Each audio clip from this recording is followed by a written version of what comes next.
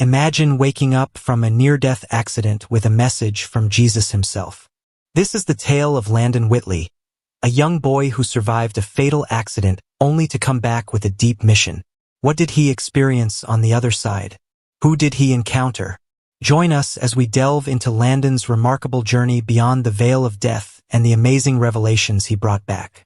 It was a typical Sunday afternoon, October 19, 1997, when the Whitley family was traveling home from church in their Pontiac Sunfire. Landon, a young boy, was riding in the back while his parents, Julie and Andy, were in the front.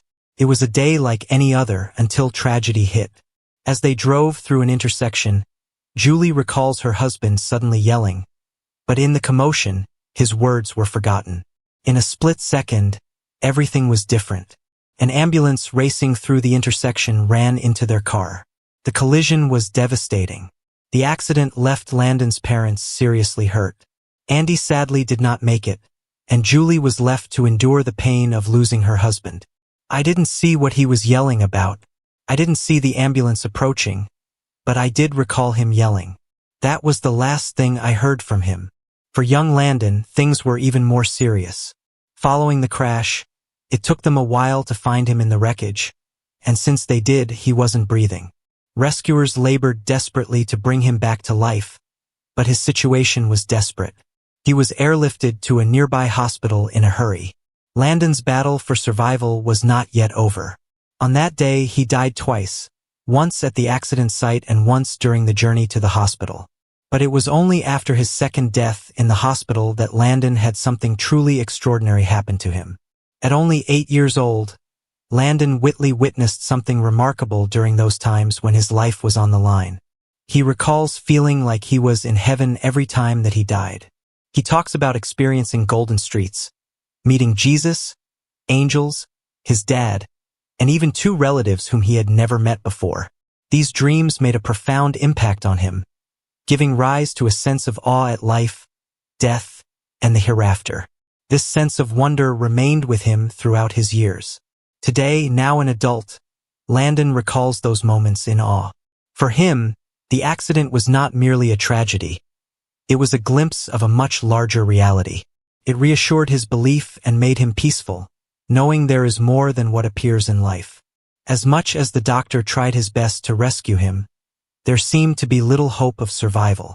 They cautioned Julie, Landon's mother, that even if he survived, the injuries would be grave. They told me that if he made it, which didn't look like it, that he would still be like an 8-year-old child, Julie remembered. He would not be able to walk, speak, or even eat normally because of brain damage. But I was willing to accept that. He was all I had. Julie's devotion to her son never faltered.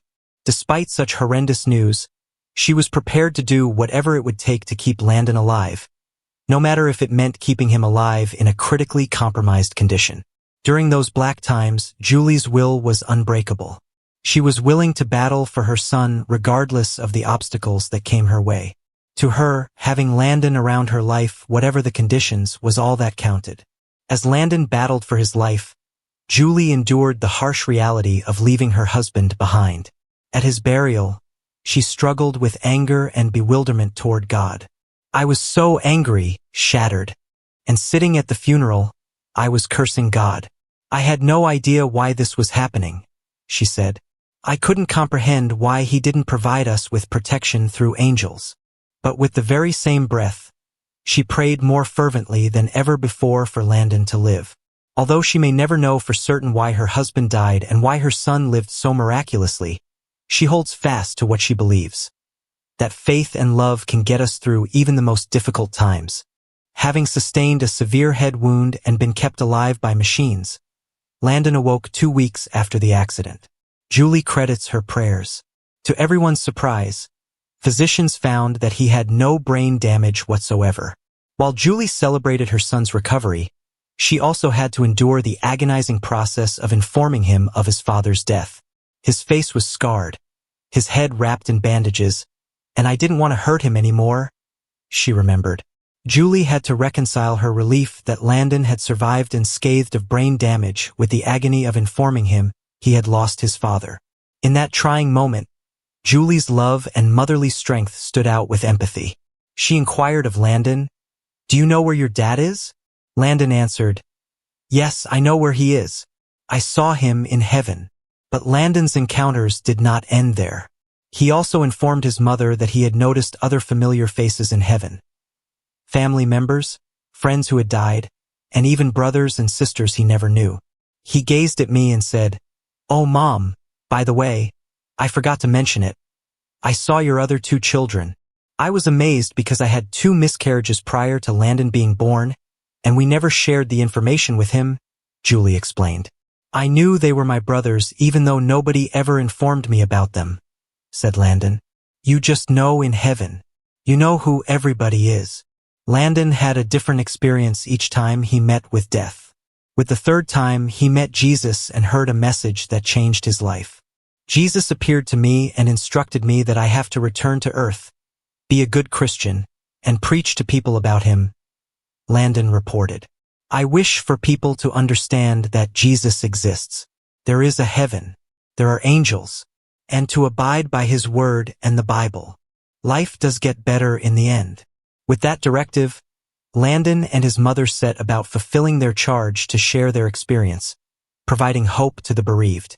Landon stressed that he was doing it for Jesus, assuring of the existence of Jesus, heaven, and angels.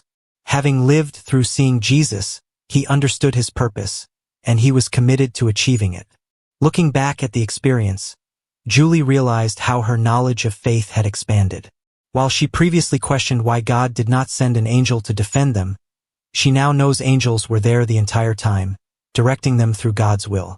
Instead of being mired in loss or anger, Julie employs their experience to remind others to remain grounded in faith, even during times of loss. "It's a tremendous blessing that I get to see my child share with others about Jesus," she said.